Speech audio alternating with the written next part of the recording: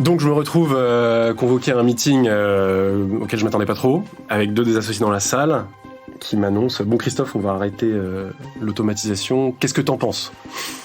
Donc un petit peu de passif-agressif, donc je suis un peu pris de dépourvu, je me dis je pense qu'il y a quand même plein de choses à faire, etc. Et donc ils enfoncent un peu le clou, jusqu'au moment où ça devenait gênant, où quasiment ils allaient m'annoncer qu'ils me viraient. Là, mes amis sont venus me chercher pour le VG, j'ai compris que c'était une vanne. Bonjour et bienvenue sur Data Driven 101, le podcast qui s'intéresse aux applications concrètes et variées de l'intelligence artificielle et de la data. Je suis Marc Sanselme, spécialiste en IA, et je reçois chaque semaine des professionnels pour nous partager leurs expériences et leurs visions sans filtre. Aujourd'hui, je reçois Christophe Lanternier. Christophe a rejoint Hubble en tant que premier employé après 1 an chez BCG Gamma. Il est resté 4 ans Head of Research et maintenant Head of Data depuis 2 ans. Hubble est une start-up de vérification d'identité en ligne, rachetée il y a 1 an et demi par Checkout.com. Bonjour Christophe. Salut Marc, merci pour l'invitation. Avec plaisir. Alors Christophe, est-ce que tu peux nous parler d'un peu plus d'Hubble ? Ouais. Donc Hubble, comme tu le disais, c'est un service de vérification d'identité à distance qui a été créé donc en 2018. À l'heure actuelle, on a 3 produits. Un produit qui est l'historique, qui est un produit vidéo, ce qu'on appelle assez haut de gamme, c'est-à-dire qu'il va être très exigeant sur la fraude. Un produit PVID, qui lui est le produit le plus haut de gamme qu'on a, qui a été estampillé par l'ANSSI en mars dernier. Et un produit automatique, qui lui est le dernier né, qui lui du coup va être, comme son nom l'indique, automatique, va permettre d'avoir une réponse très rapide, mais qui du coup, en contrepartie, laissera passer certains cas de fraude. Ok. PVID, c'est quoi exactement ? PVID, c'est prestataire de vérification d'identité à distance. Et donc, c'est une certification qui a été créée par l'ANSSI dans les dernières années. C'est-à-dire que le référentiel a dû sortir, vers le milieu de 2021. Et donc, ça nous a permis, nous, de postuler, c'est-à-dire de briguer cette certification. Et donc, on a été retenu, puis donc on a reçu la certification en mars 2022. Et donc, ça nous donne accès à tout un nouveau panel de use cases qui vont être, du coup, réglementés. Je pense notamment aux établissements bancaires, qui eux sont soumis à un certain nombre de régulations, et les prestataires de confiance qui vont, par exemple, fournir des services comme de la signature électronique. Et donc, on intervient aujourd'hui avec des clients comme DocuSign et YouSign sur de la signature d'actes notariés, etc., etc. Ok. Alors, pour en arriver là, quel a été le cheminement ? Alors, donc comme je disais, la boîte a été lancée en 2018 avec l'ambition d'apporter sur le marché un nouveau médium, qui est la vidéo. C'est-à-dire qu'avant, la vérification d'identité à distance se faisait essentiellement par photo. Et grâce à cette vidéo, de développer un produit automatique de haute qualité. Donc la différenciation clé passait par le médium vidéo et un streaming en temps réel, en fait. C'est-à-dire qu'on crée une connexion comme pendant un call, un Meet ou un Hangout. Une connexion temporelle avec l'utilisateur, et on va vérifier ces différents éléments, le visage, l'identité, pendant ce streaming. Et donc l'axe qui a été abordé au début, c'était celui de l'automatisation, et donc de créer un outil qui est capable de répondre vraiment juste avec des algos. Il s'est trouvé que, relativement rapidement, on s'est aperçu que le marché était assez bouché, en fait, sur les produits auto qui correspondaient plutôt au bas de gamme du marché, c'est-à-dire des produits qui sont très rapides, peu chers, et qui laissent du coup passer beaucoup de fraude. Ok. En revanche, on était assez pertinent sur un segment un peu plus haut de gamme, qui lui, du coup, donc c'est des produits un peu plus chers, mais qui laissent passer quasiment aucune fraude. Okay. Par contre, pour arriver à faire ce genre de produit, en fait, on pouvait pas s'appuyer uniquement sur des algos, parce que les fraudes sont trop fines, et la data, en général, pas suffisante pour détecter ce genre de fraude. Et donc, c'est là qu'a été prise une décision qui a été vraiment un tournant pour l'entreprise, qui a été de créer un pôle Ops et de partir sur une solution asynchrone. C'est-à-dire que donc, l'utilisateur fait sa vérification d'identité et en fonction du contrat qu'on a avec le client, on lui répond en 5 minutes, 15 minutes, 24 heures. Et avec des vérifications, du coup, manuelles. Exactement. Donc avec un pôle d'experts qu'on a nous en interne et qui travaille sur une app qu'on a développée nous aussi en interne et qui leur permet de répondre de manière efficace en se focalisant vraiment sur les tâches à haute valeur ajoutée, c'est-à-dire pas passer trop de temps sur l'OCR ou ce genre de choses, vraiment se concentrer sur les tâches qui sont difficiles, à savoir vérifier que le document est authentique, et vérifier que le visage correspond bien au document. Voilà, et donc passage pas évident quand on a décidé de faire ce pivot, enfin c'est pas vraiment un pivot, puisqu'on restait quand même essentiellement sur la même idée. Passage pas évident au moment où moi j'étais le data scientist, donc j'étais un peu responsable de l'automatisation, et on m'annonce que finalement le produit va pas être automatique. Il n'y aura pas que toi dans l'histoire. Mais une petite anecdote marrante là-dessus, c'était au moment où j'étais en train de me marier, donc il y avait mon EVG qui approchait. Et donc les founders étaient en train de réfléchir à cette décision. Enfin, évidemment, on était dans le processus de décision. Ils convoquent un meeting comme ça, un peu au dépourvu. Donc je suis un peu pris au dépourvu, pardon. Donc je me retrouve convoqué à un meeting auquel je m'attendais pas trop, avec 2 des associés dans la salle qui m'annoncent « Bon Christophe, on va arrêter l'automatisation. Qu'est-ce que t'en penses ?» Donc un petit peu de passif-agressif. Donc je suis un peu pris au dépourvu. Je me dis je pense qu'il y a quand même plein de choses à faire, etc., etc. Et donc ils enfoncent un peu le clou. Jusqu'au moment où ça devenait gênant, où quasiment ils allaient m'annoncer qu'ils me viraient. Là, mes amis sont venus me chercher pour le VG, j'ai compris que c'était une vanne. Quoi qu'il en soit, de toute façon, en fait, dans les faits, c'était assez vrai ce qui se passait. On a arrêté cette stratégie 100% automatique. Ouais. Mais, en fait, malgré ça, les algos ont gardé une place vraiment primordiale dans le produit parce que, en faisant ce tournant vers les ops, on voulait quand même rester très efficace, à savoir pas avoir des coups délirants. Et donc, les algorithmes continuaient à être un maillon essentiel dans la mesure où ils nous permettaient de faire 2 choses. Ils nous permettaient non seulement de mieux guider l'utilisateur pendant la phase de streaming, lui dire par exemple j'ai pas détecté ton document, rapproche-le, éloigne-le, retourne-le, c'est trop flou, c'est trop lumineux, enlève ton doigt, etc. Donc tous ces algos nous permettent en fait d'obtenir de la data de meilleure qualité et derrière d'appliquer les algos qui vont permettre évidemment de faire gagner du temps aux opérateurs. Et donc tous ces algos-là n'avaient rien d'évident, et donc il y a eu énormément de boulot sur cette partie-là. Ok, alors peut-être on reviendra un peu sur les algos eux-mêmes. Comment ça a démarré parce que tu es là depuis le premier jour, on va dire. Est-ce que tu peux nous raconter le tout début ? Ouais. Donc l'idée, elle est née de surtout Juliette, qui est une des associées qui travaillait chez Gemalto et qui en fait essayait de développer ça en interne. Elle n'était pas satisfaite de la solution qui avait été développée en interne et l'entreprise n'était pas prête à aller plus loin dans l'innovation. C'était une solution photo. Et donc, elle est partie un peu de cette frustration. Elle voulait aller au bout du truc et vraiment résoudre ce problème. Et elle s'est dit qu'avec la vidéo, ça pouvait vraiment tout changer. Donc, c'est un peu de là qu'est partie l'idée. Elle a rencontré sur son chemin, du coup, François, le CEO, qui lui sortait d'une aventure entrepreneuriale et qui cherchait la suivante. Et Nicolas de Bernardi, donc mon boss depuis 6 ans maintenant, qui lui travaillait en data chez Criteo. Et qui du coup a apporté l'expertise algorithmique et tech qui a tenu lieu de CTO puis de CPO. Alors quelle était la mise de départ en termes de data pour commencer à travailler, à construire des algos comme cela ? Donc on est parti sur cette question avec un challenge qui contenait plusieurs aspects. Donc le premier algo qu'il a fallu développer, c'est un algo qui permettait de cropper. Donc ce qu'on appelle cropper, c'est détecter un document, le découper avec beaucoup de précision. Parce qu'en fait, ça va être la base de travail pour tout un tas d'algos ensuite. C'est-à-dire que à partir du moment où j'ai une découpe très précise et remise à plat du document, c'est-à-dire que l'utilisateur il va toujours présenter un truc un peu sous forme trapézoïdale, enfin pas forcément à plat. Donc il faut le remettre à plat, le découper très bien. Et ça, il faut que ça soit très précis parce que au-dessus de ça, on va du coup appliquer un OCR. Il va falloir trouver très précisément où est le prénom, où est le nom, où est l'adresse, etc. Ouais. Et donc pour ça, on a besoin Optical Character Recognition, donc pour transformer l'image en texte. Exactement. Et donc, si le crop est pas suffisamment précis, il y aura un décalage. Peut-être qu'il trouvera l'adresse à la place du prénom. Enfin, donc ça va être un peu compliqué. Donc, cet algo-là, de cropping, était un peu la première pierre à poser sur cet édifice, finalement, algorithmique. Et donc, il s'agissait de cropper n'importe quel document. Dans un premier temps, on va pas se le cacher, c'était surtout des documents français, en temps réel, parce qu'on est sur une appli, comme je disais, en streaming en live, et donc on a envie d'être capable d'informer l'utilisateur que ça se passe bien, c'est-à-dire qu'on est en train de cropper le document et qu'on l'a détecté, etc.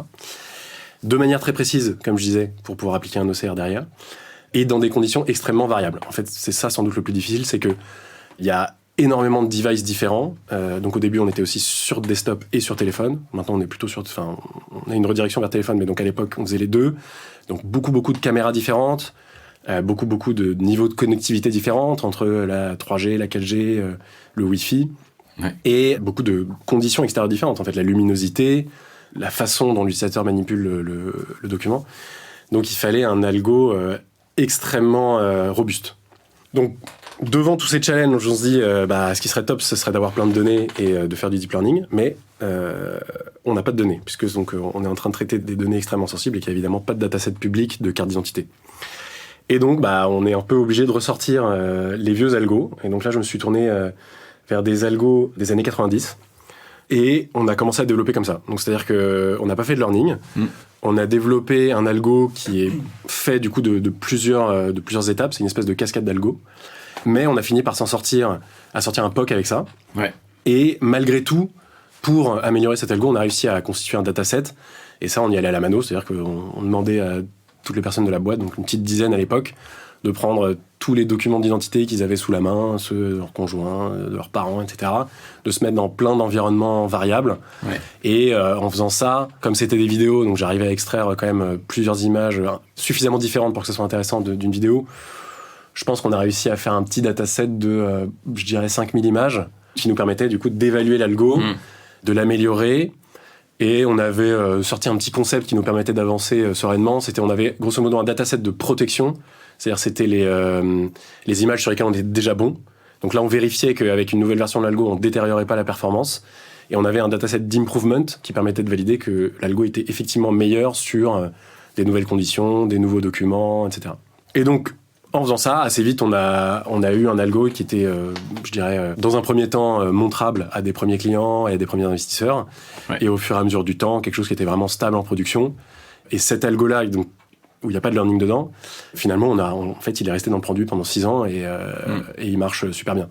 À l'heure actuelle, on commence à avoir des challenges vis-à-vis de l'hétérogénéité des documents qu'on commence à rencontrer, parce que là, on commence à aller aux US, etc. Donc là, il commence à marcher un peu moins bien, parce qu'il y a quand même un peu de fine-tuning à faire pour les nouveaux documents. Et donc l'équipe actuelle de research est en train de le remplacer par du deep learning. D'accord. Mais il est encore très compétitif sur les documents français à l'heure actuelle. Ok. Ouais, c'est de la computer vision à la papa qui résout les problèmes finalement initiaux avec cette contrainte en moins que vous n'avez pas besoin d'un énorme dataset d'entraînement. Ouais. Et vous avez quand même besoin d'un peu de data, comme toujours, pour la validation, pour dire ok, ça marche ou ça marche pas, ça marche mieux, ça marche moins.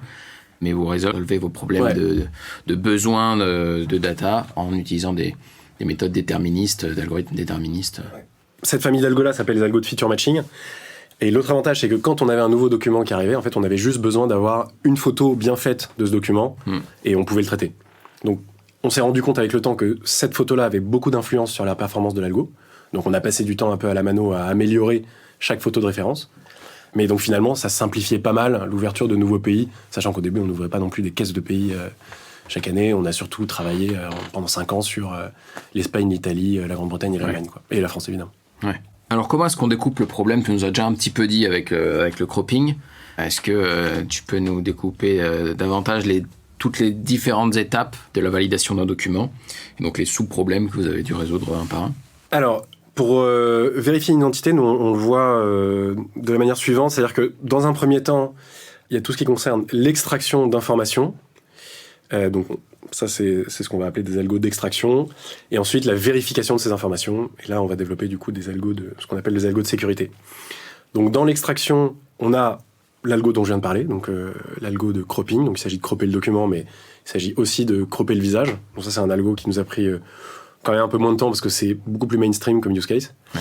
Évidemment aussi l'algo d'extraction de texte, donc l'OCR, qui est un point super important aussi de notre produit. Et donc, une fois que ces étapes sont franchies, on peut passer à la sécurité. Donc là, il s'agit de vérifier que les éléments sont les bons. Et donc, qu'est-ce qu'on va vérifier?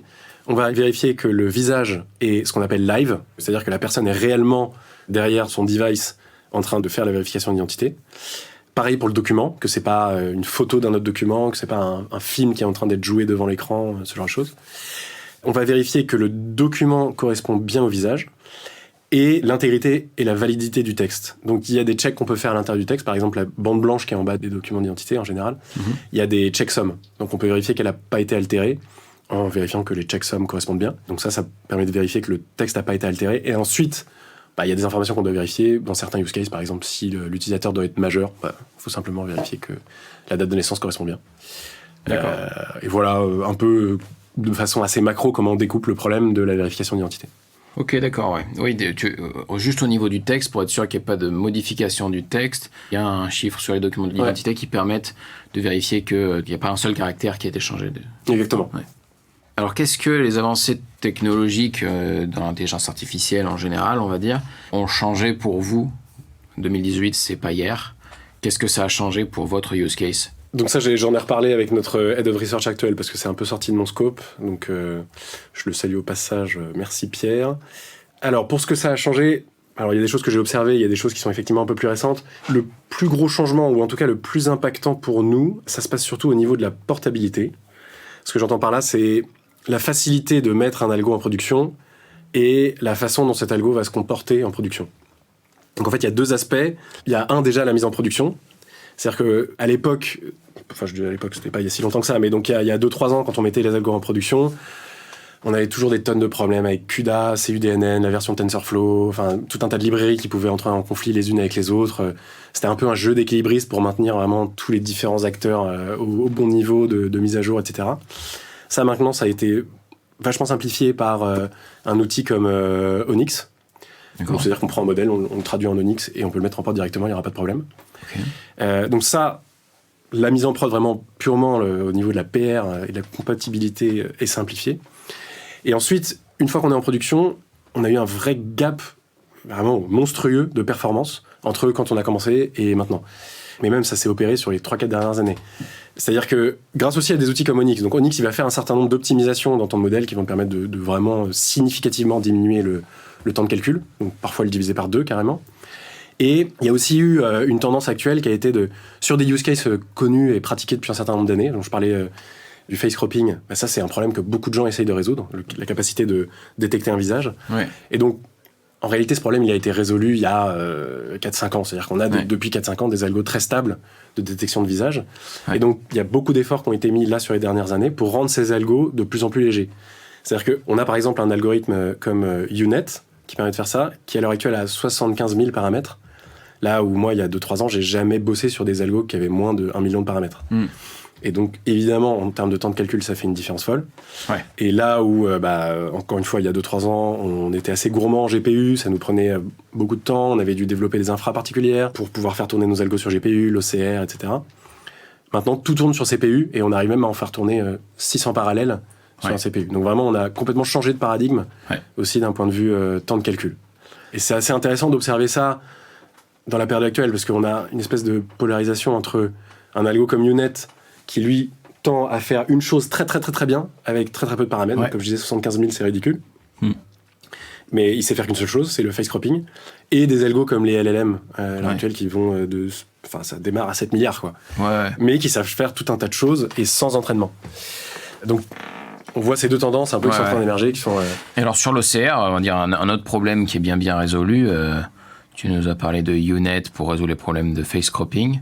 Pour ce qui est de transformer l'image en texte, l'OCR, qu'est-ce que tu conseilles à quelqu'un qui aborde un nouveau sujet où il y a besoin d'extraire du texte d'une image ? Ouais, l'OCR, donc moi j'avais bossé dessus il y a 4 ans, et franchement, c'était un peu pénible pour un problème qui paraissait quand même relativement mainstream. Donc on a fini par s'en sortir, mais on était finalement assez peu robuste, c'est-à-dire ça marchait très bien sur les documents français, mais on avait du mal à généraliser. Alors malheureusement, je connais pas exactement les algos qu'on utilise maintenant, parce que c'est un chantier assez frais. Mais en termes de performance, on a un data scientist qui a bossé dessus pendant 6 mois, 1 an, et c'est du délire. C'est-à-dire qu'on a réussi à avoir une performance très homogène sur des centaines de documents, là où avant, on était vraiment spécialisé sur une petite dizaine. Donc il y a un vrai progrès qui a été fait là-dessus aussi. Donc quelqu'un qui commencerait, moi franchement, je l'inviterais à regarder à fond les modèles les plus récents, parce qu'en fait, ça continue à bouger beaucoup, et à s'appuyer là-dessus plutôt que sur des modèles un peu éprouvés et plus vieux. Je pense que vraiment, c'est perpétuellement mis à jour, ces trucs-là. D'accord, intéressant ça. Alors tu nous as parlé des modèles, et tu disais qu'il y a d'autres avancées technologiques qui vous concernent ? Ouais, alors il y a quand même il y a un moindre effet en termes d'impact chez nous, mais il y a quand même eu des gros changements depuis qu'on a commencé à bosser, notamment sur tout un tas d'outils qui permettent de simplifier beaucoup l'expérimentation et la préparation d'un algo pour sa mise en prod. C'est-à-dire son amélioration, son training, son fine-tuning, etc. Avec des outils comme MLflow, comme DVC, on a quand même une traçabilité bien meilleure sur les différentes versions d'un algo, les différentes expériences qui ont été faites, là où quand on a commencé à bosser, c'était à nous de le faire de manière propre dans des documents. Enfin, donc par exemple, c'était impossible de reproduire une expérience qu'on avait fait il y a 1 an, parce que le dataset avait changé, on savait plus où était stocké, etc. Donc ça, c'est quand même un bon changement, surtout dans une période comme on est à l'heure actuelle, c'est-à-dire que on est en train d'essayer d'aller chercher le % de performance en plus, qui va vraiment nous changer la vie, alors qu'il y a quelques années, on était en train de passer on cherchait plutôt 10 points de performance, et donc pour ça, tu as besoin de faire des expériences un peu plus grossières, et en général, t'as pas besoin de ce niveau de finesse. Mais donc à l'heure actuelle, où on est vraiment en train d'essayer de raffiner nos algos, ces outils-là sont indispensables. Et il y a un dernier truc, plutôt un concept que nous, on a toujours un peu appliqué, mais qui reste vrai, malgré l'amélioration assez fondamentale qui a été vue sur les algos ces dernières années.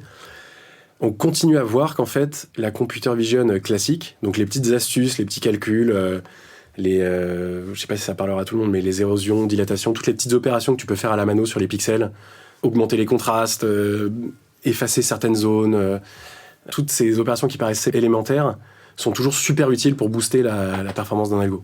Okay. Là, pour donner un exemple, en fait, on est en train de développer un algo qui permet de lire les barcodes qui sont sur les documents américains. Donc on a commencé par développer un réseau de neurones qui, normalement, aurait pu faire ça très bien. Il faisait ça pas mal. Et donc, on est revenu un peu à ces fondamentaux qu'on a toujours appliqués, à savoir, est-ce qu'il n'y aurait pas une petite couche de pré-processing quand même à appliquer pour faire ressortir la donnée et vraiment faire ressortir les éléments saillants d'un barcode. Et donc, on a appliqué une petite brique comme ça d'érosion-dilatation. Et là, les perfs du réseau de neurones sont vraiment plus rien à voir. Donc, parfois, ça reste vrai quand même, faut quand même regarder la donnée qu'on est en train de traiter, se demander s'il n'y a pas des petites astuces ou des petites choses qui pourraient vraiment mettre en valeur l'élément qu'on est en train d'essayer de détecter. Et ça peut vraiment faire une différence de dingue en termes de perf. Alors, t'es pas vraiment policier, mais tu cours quand même un peu après les fraudeurs. La course après les fraudeurs qui, du coup, changent de technique un peu en fonction des technologies qui permettent de les attraper. À quoi ça ressemble ? Alors, on a nos ops qui ont été entraînés par la police. Donc c'est une expertise que nous on valorise beaucoup parce que c'est aussi ces personnes-là qui ont une expertise en termes de faux documents, qui en voient beaucoup passer, qui en confisquent, etc. Donc ça peut nous être très utile.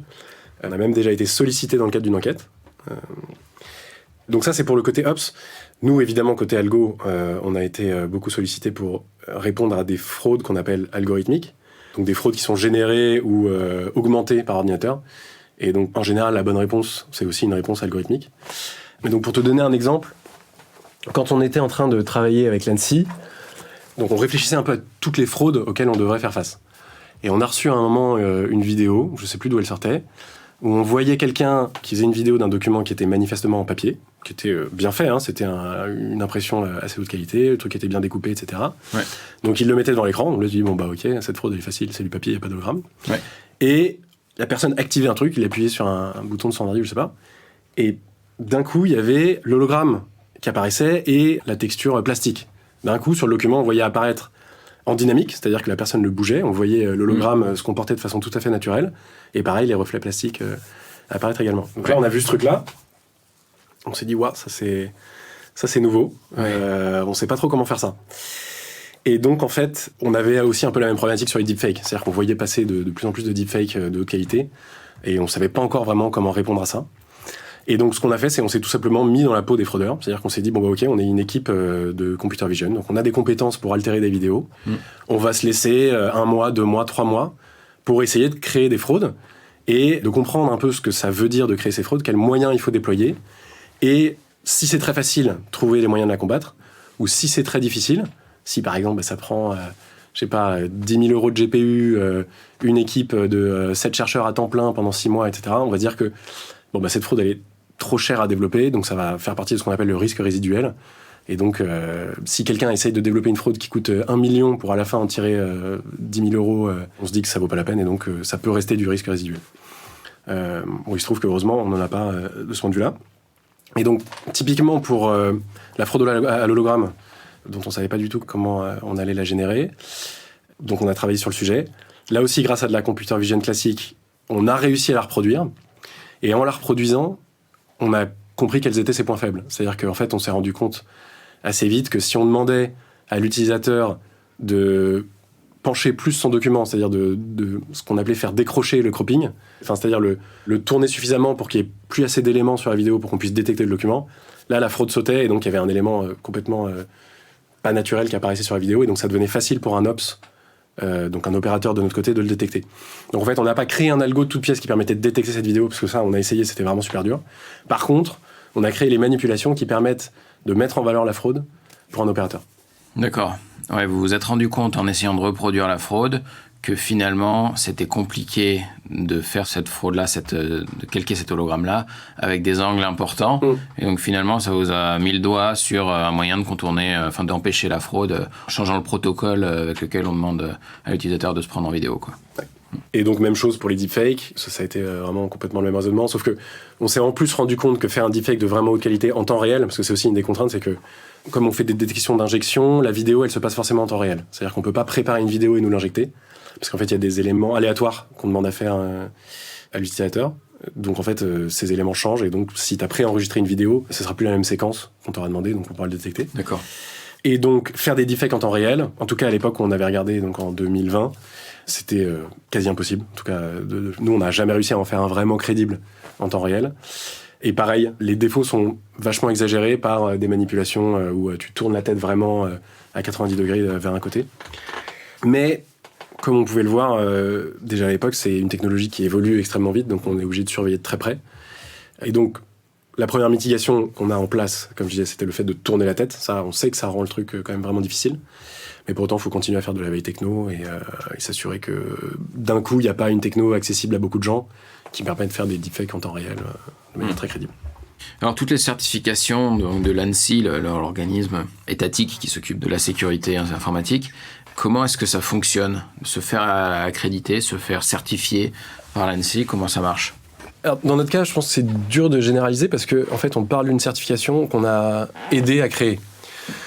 C'est-à-dire que quand Hubble s'est lancé, il n'y avait pas de certification sur ce sujet-là, et ça a été un travail de 4 ans pour arriver à voir émerger un référentiel. Donc c'est-à-dire l'ANSSI qui dit voilà, pour être certifié, il faut faire ça. Ça a pris 4 ans. Donc en fait, le processus, il a été assez long, parce que d'abord, il a fallu convaincre l'ANSSI qu'on était un acteur sérieux. Donc il n'y avait pas non plus 1000 acteurs en France, donc on était forcément privilégiés pour leur parler et pour être sollicité en tant qu'expert. Mais donc d'abord, il fallait quand même qu'on se crée une certaine crédibilité. Et d'ailleurs, le travail sur la fraude à l'hologramme dont je parlais, ce genre de choses, permettait aussi d'asseoir cette crédibilité, de dire qu'on était capable de reproduire ces fraudes qui sont assez complexes et de les combattre. Ça nous a donné un peu de poids dans la conversation. Et donc, une fois qu'on avait cette crédibilité, on était dans une position, je dirais, un peu meilleure, parce que on était sollicité en tant qu'expert pour la création de cette certification. C'est-à-dire que l'ANSSI n'a pas envie de créer une certification qui bloque complètement, qui rend l'application inutilisable. Si la vérification d'identité est beaucoup trop sécurisée, en fait, personne n'arrivera à vérifier son identité. Et donc, c'est pour ça qu'ils sollicitent des acteurs comme nous, c'est pour savoir, en fait, ce qui est acceptable d'un point de vue expérience utilisateur, tout en mettant l'accent sur la sécurité. C'est un équilibre à trouver entre les deux, en fait. Okay. Donc, on a été sollicité par l'ANSSI. Ensuite, pendant que ces discussions avaient lieu, il a fallu anticiper, en fait, de notre côté, à quoi allait ressembler le référentiel, donc pour commencer à préparer le produit et pouvoir obtenir la certification le plus tôt possible. Typiquement, assez tôt, on a compris qu'il fallait s'appuyer sur un cloud provider français, donc on a assez vite fait le switch. Donc voilà, il y a tout un tas d'anticipations qui ont pu être faites. Ensuite, là, on rentre plutôt dans le cadre, je dirais, d'une certification un peu plus classique, puisque le référentiel sort. Donc là, c'est une très longue checklist à faire vérifier à son produit. Enfin, c'est-à-dire que ton produit doit remplir tous ces différents critères. Là-dessus, typiquement, ça a été encore un peu une discussion parce que il y a certains critères qui étaient beaucoup trop violents en termes d'expérience utilisateur. Typiquement, il y avait un critère autour du nombre de FPS minimum autorisé. C'est-à-dire que si une vidéo avait pas une qualité suffisante et avait un nombre de FPS trop bas, FPS c'est frame per second, on devait refuser l'identité. Or, il se trouve que les connexions 5G, 4G, Wi-Fi, etc., ça fluctue pas mal au travers d'une vidéo. Donc, les premiers critères qui étaient sortis, en fait, ça faisait qu'on devait rejeter quasiment la moitié des utilisateurs. Donc là-dessus, on a réussi à créer un échange et donc à faire baisser un peu la norme, tout en justifiant le fait qu'en fait, ça diminuait pas le niveau de sécurité. Il n'y avait pas de fraude qui passait grâce à ce critère qui était un petit peu allégé. Donc, il y a cette énorme checklist qu'il faut valider. Ensuite, on passe par des audits. Donc là, c'est un cabinet extérieur qui va venir auditer notre solution, qui va le mettre à l'épreuve. Et donc là aussi, il peut y avoir des itérations. Le cabinet d'audit peut dire, là, il y a une fraude qui est passée, expliquez-nous ce qui s'est passé, etc. Nous, ça s'est assez bien passé. Et quand tout ça s'est bien passé, à la fin, on est certifié. Et nous, dans notre cas, on était très contents parce qu'on était les premiers sur le marché. Donc, on a eu une espèce de monopole pendant les quelques derniers mois. Et là, depuis 1 ou 2 mois, il y a un nouvel acteur qui a été certifié sur le marché français. Mais donc, ça nous a quand même permis de conquérir des nouveaux clients, ce qui est très chouette. Ouais. Alors, c'est quoi les principaux obstacles pour arriver à faire ce que vous avez fait ? En fait, ils ont beaucoup changé au cours du temps. Donc, comme tu peux le deviner, au début, c'était surtout les algos. On était dans une position assez compliquée, on n'avait pas de data, donc ça a été le gros challenge. Ouais. Et ensuite, chaque fois qu'on résolvait un problème, on arrivait sur un nouveau. Le problème qui s'est posé après celui des algos, je dirais que c'est celui de la stabilité du streaming. Parce qu'on avait beaucoup de vidéos qui, à la fin, se retrouvaient en fait corrompues. C'est-à-dire que, sans qu'on comprenne vraiment pourquoi, on recevait des images qui étaient complètement brouillées. Ouais. Donc ça a été un gros challenge qui nous a pris donc beaucoup de temps au début et sur lequel on a continué à travailler au cours du temps, parce qu'en fait, la qualité des assets est tellement essentielle pour la performance des algos que, en fait, dès qu'on mettait un peu d'effort là-dessus, on était vraiment récompensé directement, parce que ça se traduit directement en termes d'automatisation. Ouais. Donc on a beaucoup travaillé dans un premier temps sur la stabilité du streaming. Une fois que ce challenge-là a été, je dirais, principalement résolu, même si on n'en a jamais complètement fait le tour, on en est arrivé à l'époque, du coup, dont je te parlais, où on a décidé de tourner un peu le dos à l'automatisation complète et à passer à un système asynchrone avec des ops. Donc là, il a fallu construire cette équipe ops et surtout la construire dans une optique d'efficacité. De se dire, on va créer une app dédiée sur laquelle on va pouvoir concentrer leur temps sur les tâches à haute valeur ajoutée. On va leur développer une infra qui permet de faire tourner des algos de manière efficace pour leur faire gagner du temps. Donc ça a été un gros challenge. Une fois qu'on avait résolu ce problème-là, je dirais qu'on a eu pas mal d'enjeux UX. Ça, c'était un problème sur lequel on ne s'était pas penché trop jusqu'à maintenant, parce qu'on avait des plus gros problèmes, mais on a un parcours qui est très long et auquel qu'un utilisateur doit parcourir sans encombre. Et il y a beaucoup d'étapes. Donc en fait, l'UX, la clarté des étapes, l'efficacité des feedbacks qu'on envoie aux utilisateurs, tout ça est hyper important. Ouais. Donc ça a été des gros chantiers qui étaient très intéressants en plus, parce qu'on était vraiment à la croisée des chemins entre les algos et l'UX. Parce que c'est les algos qui génèrent les feedbacks qu'on envoie aux utilisateurs, et c'est l'UX qui permet de les rendre lisibles, activables, etc. Donc ça a été un gros challenge. Challenge, encore une fois, sur lequel on bosse toujours, parce que on n'en a jamais fait le tour, mais on a vu des très très grosses améliorations là-dessus. Ensuite, on a eu le challenge du cloud français, que je ne vais pas citer, mais on a pas mal de problèmes de stabilité à cause de ça. C'est-à-dire que c'est pas une solution aussi aboutie qu'AWS. Donc il y a eu beaucoup de problèmes de ce côté-là.